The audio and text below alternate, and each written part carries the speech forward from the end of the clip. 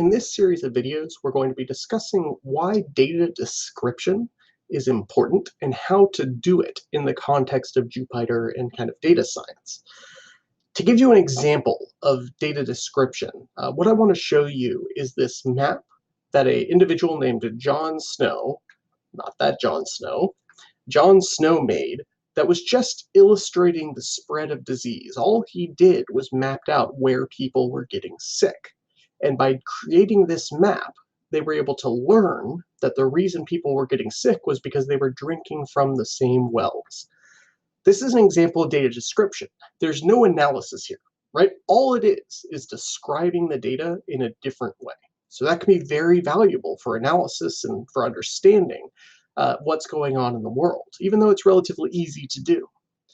The other important thing about data like this, just describing the data, is that it can help you, prevent you from making mistakes. You don't want to run a certain type of model on a data set that doesn't support it.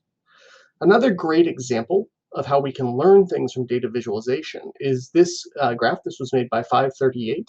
And this is a graph that shows the Patriots and the New York Giants, so two NFL football teams. And so if you wanted to ask the question, when was the last time the Giants were better than the Patriots? You can look at this graph and immediately see that it's been almost 30 years because they're just such a terrible team. So data visualization helps you learn, and it's really step one. So we're going to be doing our own flavor of data visualization throughout this video. In the series of videos using this CFSAN Adverse Event Reporting System. This is a data set that is put together by the FDA, and what it is it records all of the different events that are reported from kind of consumers. So if you accidentally ate a Cheerio and you choked on it and you end up checking into a hospital, this database will record that particular event. So we're actually going to download this data. Now, to download the data, so if you scroll down to the bottom of this, or the middle of this, the one we'll be using is this, the CARES, the January 2014 through March 2019. So this is the data set. Now, if for any reason this website no longer has this download link, so I'm doing this in August of 2019, and the FDA may decide to change things, what I've done as well is on the Data Doctor website, so datadoctor.io/datasets, under Lab 3, you can download the same file right here, as well as the PDF that describes all of that information. So this is your backup source. And this website right here, you can see the URL up at the top. You can also go here to download it directly from the source. So I'm going to go ahead and download this. We'll save this somewhere I can get to it quickly. And then I'm going to head over to Jupyter. So we're going to go ahead and get this data uploaded into Jupyter. So under my home directory here, I'll go ahead and click upload. And this is kind of the manual way to ingest data. So this is if you have a CSV on your local machine. And then we'll go to my downloads folder. I'll go ahead and click this and upload it. Now this is a fairly large file. We're in the hundreds of thousands of rows for the first time. So everything's going to take a little bit longer. So there we go. So here we go. It's 13 megabytes of data. And it's fairly large. So now we'll go ahead and jump into our Jupyter notebook. So I've named mine Lab 3 Descriptives, but it's just a blank file right now. And so we're going to go ahead and start our analysis on this data set. The first thing that we'll need to do is go ahead and type in %matplotlib inline. Don't worry too much about this command. We're going to put it at the top of almost all of these labs, and this just lets visualizations display within Jupyter Notebook. So we're going to use that a little bit later on. We're also going to use pandas here, so we're going to import pandas as PD. And so this is just to load the CSVs and do our data analysis. So first things first, let's go ahead and load in our data set. So we'll use pandas. Again, I've imported pandas as PD, so PD, and then read_CSV. And then in quotes and parentheses, what we're going to do is go ahead and put the name of the CSV. So I'll go ahead and I'm going to copy and paste this so that I don't accidentally misspell something. And then the other thing, just as a reminder, for almost all CSVs you load in, one of the things that you'll want to do is set this encoding. So this very specific encoding will allow you to open up most CSV files. Again, don't fret too much over what this is doing. Behind the scenes, it has to do with how characters are defined within operating systems, but just this is kind of a good default encoding that will allow you to open up almost all of this data. So this dot slash means that the data file is in the same directory as my Lab3 Descriptives Jupyter notebook. So we'll go ahead and run this. And now we have our data. So in the same snippet here, you can do it in a different one, but I prefer to do any kind of manipulations in the same one. I'm going to go ahead and type in df.columns. So I just want to see kind of what the names of the columns I got are. So this is that set. And then I can also just type in df to print out the kind of example of what the actual data set looks like. So let's just take a moment to see what this data is. So every single row of data, these are all of the columns of data that we have. So there's a report ID, which is unique across all of the records. There's the date it was created in the system, the date it actually happened, a classification of what the FDA kind of decided was the classification of that particular row, the actual product that was involved in the complaint, its description, that is the type of product it was, and then many of them have the patient age, if it's in months or days or years, their sex, and then these kind of classifications. So in other words, what outcome did the event actually result in? So things like choking, right? So this particular individual had a vitamin of some kind, they were 70 years old, a female, and they choked on that vitamin. And so this got reported to the FDA. And you can see, many of these are, hospitalizations, some of them are death. So it's really kind of disability. There's a wide range of different things that are reported. So let's do some very, very, very basic description. So let's look back at these columns. And the reason we want to look at the columns is we want to see exactly what they're named. So in this example, what we're going to do is we're going to take patient age. And I just want to see within the database what the kind of mean, mode, max, and min is for patient age. So I'm going to type in df patient age, and then all I have to do to get the average is type in dot mean. And so when I run this, there we go. So I now know the mean patient age within that database is 53.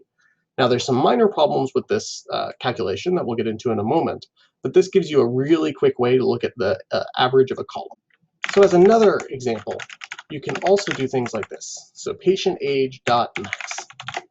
And so if I run this, what I'll actually get, so this is now the max.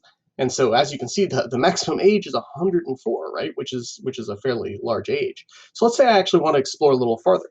I want to see for patients that have an age of 104, what did they report and how many were there? So what I'm going to do is I'm going to define a variable that has a selection. So I want to select certain rows from DF. That is, if I look at the actual data frame, I only want to take the rows where a patient age is equal to 140 or 104. So to do that, what I'm going to do is I'll type in a variable. So you can name this variable, again, whatever you want. I'm calling this selections, but it's completely arbitrary what you name this. And I want that to be patient age equals 104.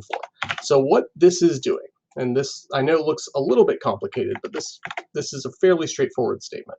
So I'm saying I want to select every case where data frame, within my data frame, patient age, is exactly equal to 104. Importantly, one equal sign here means set this equal to this. Two equal signs here means check if this is equal to this. And so I'm going to show you real quick, if we actually copy this down here and I run this, you'll see this is going through every single row and it's reporting either true or false as to if this is equal to this. So I'm feeding this giant list of true or false into the data frame to select the appropriate records. So I'm going to go ahead and run this, and now I've created this new variable selections.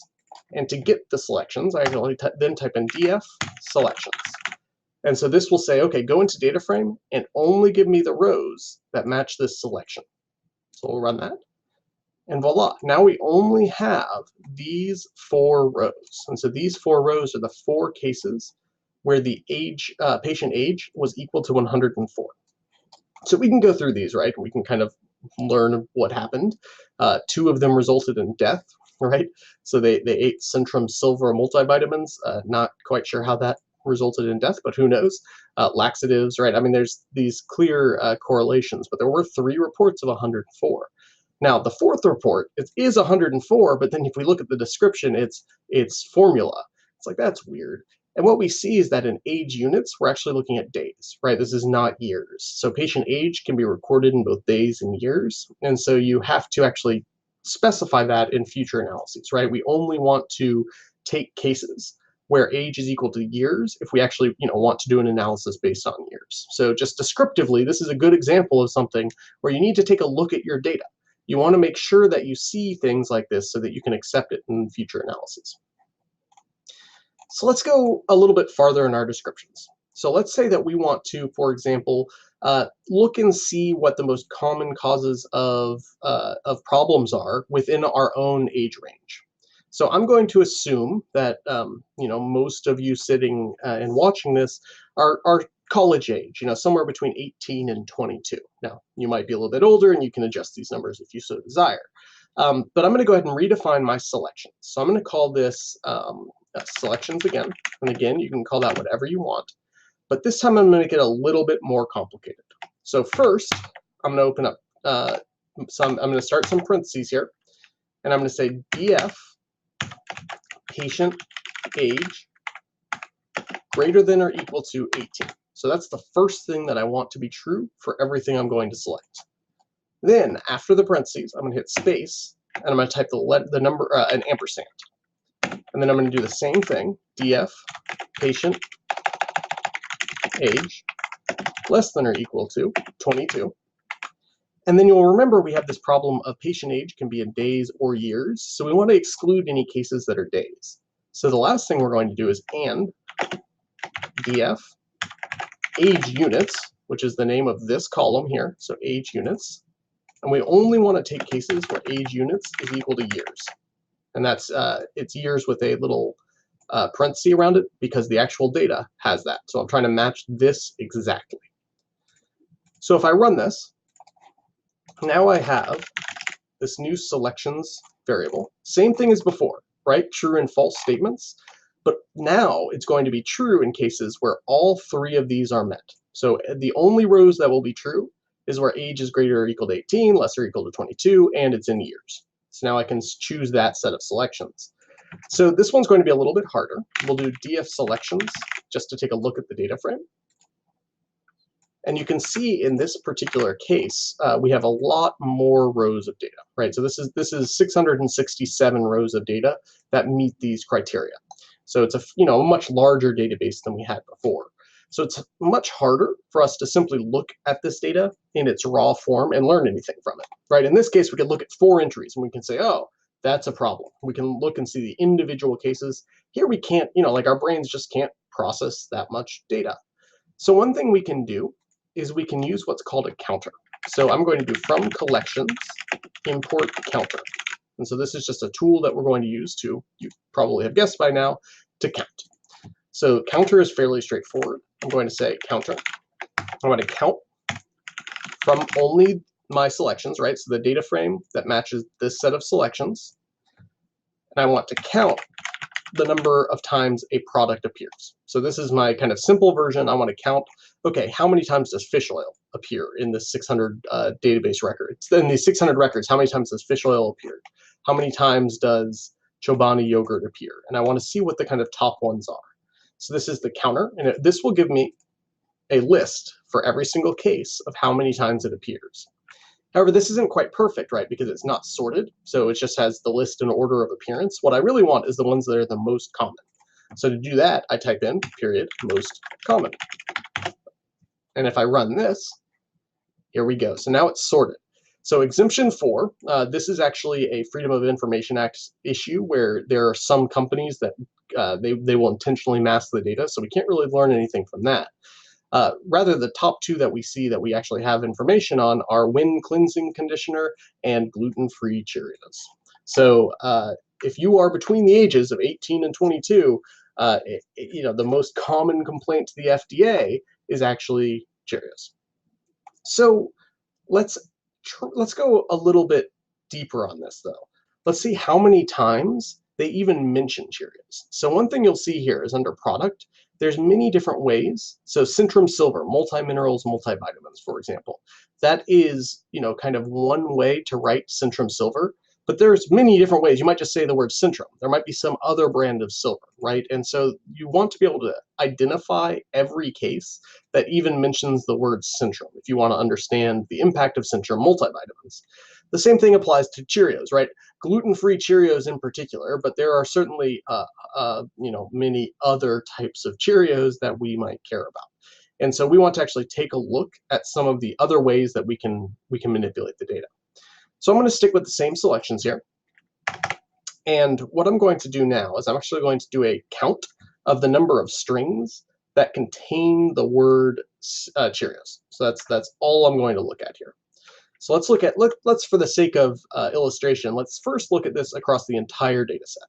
So I'm going to print the product. So the product, because product, that's the column that would contain the word Cheerios. And then .str, because that tells Python that I want to do something with a string of words. It's not numbers that I'm manipulating. And then I want to count the number of times that Cheerios appears. And then finally, I want to sum that. So this will give me the sum of that count. So I'm going to run this, and voila. So in the full database, we see Cheerios appear 411 times. The reason this is the full database is because here we have df. There's no selections. So this is the entire database. When I run df selections here, it doesn't change df. All it means is look at df, but only look at these rows. When I type df without selections here, it becomes the original data set again. If I want to compare that to the number of people that have choked on Cheerios that are between the age of 18 and 22, that is my selections, then I type in this df selections product. Same thing as before, string count, Cheerios, .sum. So if I run this, here we go. So now we see 10. So if you'll remember, just a few minutes ago, there were 3 cases of the gluten-free Cheerios causing issue, and there are 10 cases here of the, any type of Cheerios causing issue. Now, one obvious conclusion would be, oh man, that's a lot, right? Like 411 people reporting issues with Cheerios, but we do want to look at how many records there are and the actual percentages that these represent. So let's take a look quickly. So let's say I'm going to print all records, and I'm just typing, you can type whatever you want in here. This is just to make things look a little bit prettier. And then underneath that, I'm going to print df.size. And this will tell me the size of df. So here you can see all records. So 960,000 records of data that we're processing right now. Then let's do print 18 to 22-year-olds. So this is the number of records that are just 18 to 22-year-olds. And we'll do df selection.size. So same exact thing, except now we're including the selection. And selections. So same exact thing, except we're including the selections. There we go. So 8,000 of those are 18 to 22-year-old. Now we're going to go into just a few other ways that you can manipulate these data frames to learn interesting things. So let's say that we only want to look at cases that resulted in death, so kind of the worst outcomes. So I'm going to create a new variable that I'm going to call death selection. And I'm going to set that equal to this, outcomes death. And so if you'll remember, so up here we have this column named outcomes. And of course, here is the value of death.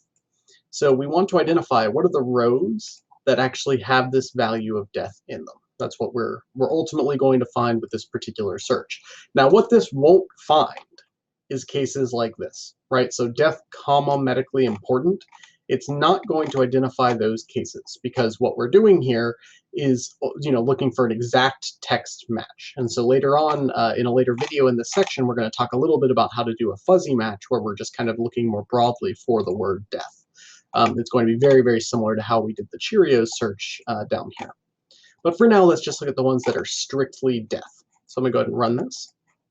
So just real briefly, we'll print out the death selection size that we just did a moment ago. and we'll just divide that by the size of the entire data frame, right? So we're just looking at the total divided by how big this is. I'm going to go ahead and multiply this by 100 this time, so I didn't do that up above. So this time it will be a true percentage, and that needs to be on the inside. And there we go. So almost 7% of these cases are actually resulting in death. Now, also interestingly, let's find out what the most common products that are associated with death are. So let's do the counter that we did before, and we're only going to look at the death selection this time. We want to know what the products are that are most commonly associated, and we'll do the most common that we did before as well. And here we go. So 5,000 cases where we don't know, right? There's an exemption. The first one we do know, and this is pretty interesting, is kratom, right? So kratom, we have 100 instances of death, and then that drops all the way down to 5 for the next one. Now, the reason this drops so far could be simply that kratom, that's, you know, the only word there's no other version of kratom. It's just kratom. Whereas Centrum, you have the Centrum multiminerals, et cetera, et cetera. But irrespective, like, you know, don't use kratom. And with that, that'll be the end of this first video. So in the next video, we'll start looking in a little bit more into how you can use some visualization to look at the distributions of your underlying data.